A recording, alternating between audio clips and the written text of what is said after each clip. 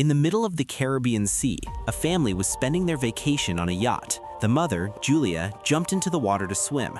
While relaxing, she felt something strange, but since she couldn't see anything around her, she assumed it might have been her imagination. A few seconds later, the same strange feeling returned. Still, nothing was visible, and now she began to panic, swimming back toward the yacht. Suddenly, someone grabbed her leg and she started screaming for help. Her daughter, Casey, was listening to music on headphones and couldn't hear her. Her husband, Tom, and their son, Ben, were busy fishing. Julia tried to stay afloat, but with water entering her mouth, screaming became almost impossible.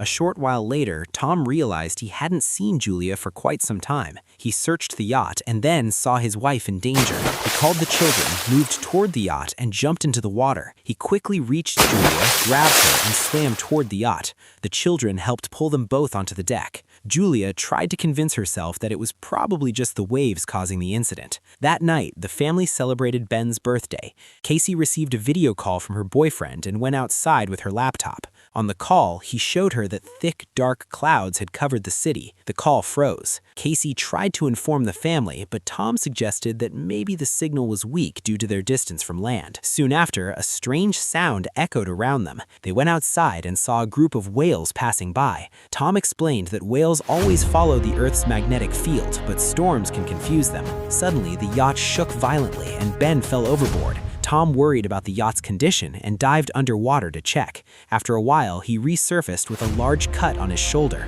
Julia immediately stitched his wound. Tom explained that underwater, he felt as if a massive creature was chasing him, but when he turned, his shoulder had been cut by the propeller. He realized whatever it was, it had been enormous. The yacht had suffered significant damage, forcing them to seek help. Julia repeatedly tried to use the radio, while Casey tried to find a signal on her phone, but nothing worked. At one point, Casey saw a strange creature and screamed, but it was just Ben wearing a mask and playing a prank. Shortly after, the yacht came to a complete halt, stranded in the middle of the sea. Julia heard a faint voice over the radio, but couldn't understand it. Tom explained they had only 4 days' worth of food and water left and would now have to wait for a fishing boat. Suddenly, the radar detected something, and a strange sound echoed. They rushed outside to see multiple meteors striking the ground. Each impact caused massive explosions. One meteor fell into the water near them. Tom immediately tried to start the yacht. The engine sputtered, barely working, when another meteor struck the area. The family held on to each other in fear.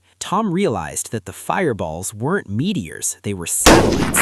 Meanwhile, Ben noticed smoke coming from the yacht. Tom checked and confirmed that the engine had failed. The wind grew stronger, forcing the family inside the yacht, unaware that the compass was spinning uncontrollably. The yacht rocked violently. Ben fell again, this time injuring himself. Waves slammed into the yacht with increasing force. Tom struggled to retrieve the life jackets. Suddenly, the power went out. Tom quickly pressed the power box button, restoring the lights. Ben noticed that Julia's nose was bleeding. Julia began feeling dizzy, while Casey went to the sink and vomited. Tom kept trying the radio but got no signal. A piercing, high-pitched noise erupted and the wind became even stronger. Julia tried to close the doors, but a hatch swung open and the wind shattered the windows. Tom fired a flare, and darkness engulfed them shortly after. The next morning, the family awoke in shock. They had survived the storm, but the yacht was half destroyed. Stepping outside, they saw the sea had completely receded, leaving the yacht stranded on dry land.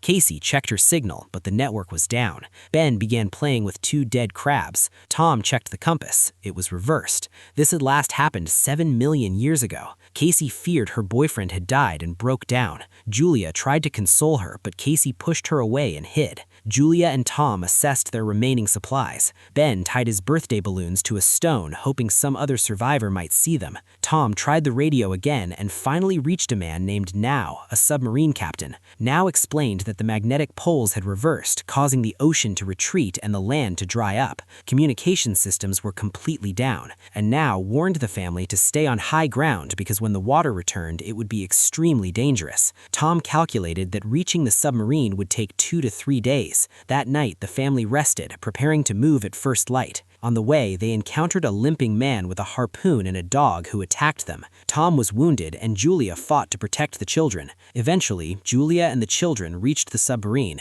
She fired at the approaching crabs while the children got inside. Once inside, they locked the hatch and watched the crabs outside. As the sea returned, waves slammed the submarine, tossing it around. Julia witnessed the terrifying power of nature but took comfort in the fact that the family was safe. The submarine eventually brought them to a ruined city, giving them hope to survive and start a new life.